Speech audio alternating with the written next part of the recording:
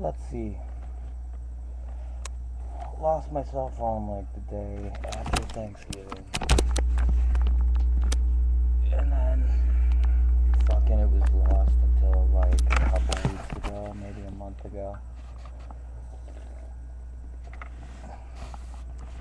Today's a date that commemorates like the 39th anniversary of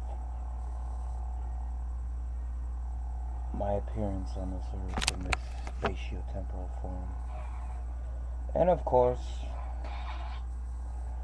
realized at like 11:52, my fucking phone was gone.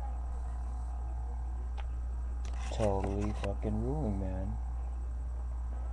Now Glenn Beck is like taking calls, fielding calls from people that are voicing their ideas about some dude that died.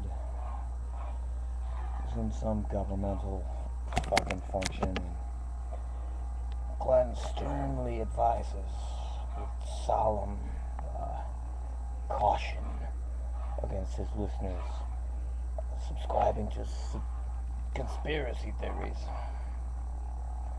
And it sucks to be a menial laborer that happens to have, like, actually does the utmost envelope, cutting edge of thinking on the topic. I'm like, you wanna know what, fucker? If freedom's that important to you, and like you're going back, you write book after book that is for sale with the solution to all of our problems, yet, like, do you openly divulge those solutions? Like, the moment you have them, no, you put it in a book and sell it, and like, fucking, you're 1/8 salesman selling products on the air. 1/8 fucking genuinely funny at times. 1/8 spooky, 1/8 slippery. 100% like employee. Yeah, you don't have to ask. Where are they? They're in the fridge. Okay. I say, you know, let's explore the concept of conspiracy theory and like assume, for the sake of argument, for a moment, and you'll see where I'm going. Assume, for the sake of argument, that any conspiracy theory is true. And what that would imply, should it be true? Now, if the conspiracy theories were true, hold on, if there was more than just Lee Harvey Oswald, if there's a shooter on the grassy knoll and the building over, like, on the other side of the Dealey Plaza, and in the sewer fucking hole, and, like, fucking taped, jerry-rigged underneath the bridge, and in a tree, and in the floor above the fucking 6th floor. The implications are, like, grievously fucking, bleak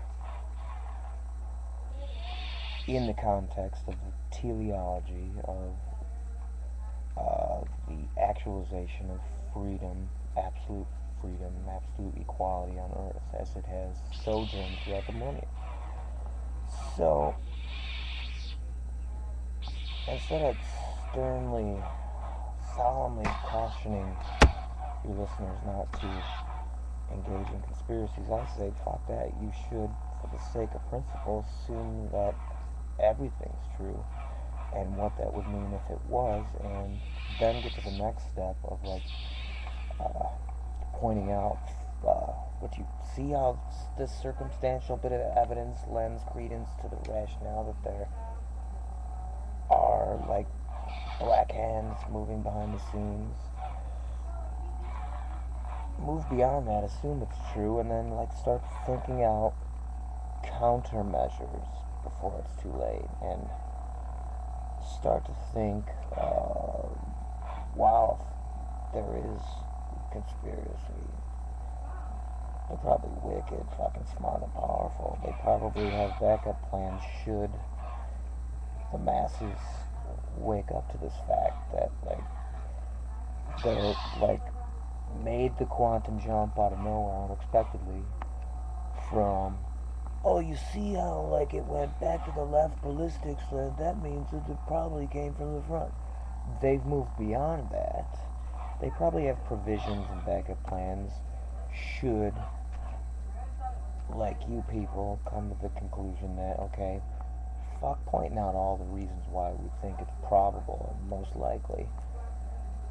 Forget it. Assuming it's true, and for the sake of freedom and the stakes involved, like, fucking think countermeasures and think they're smart guys, if they are in existence,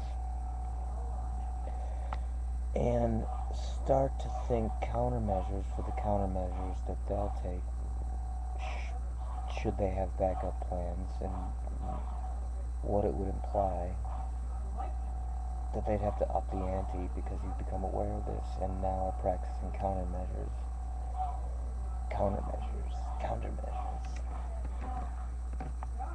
The most endangered species, the honest man, will still survive annihilation. Neil Peart from Natural Science.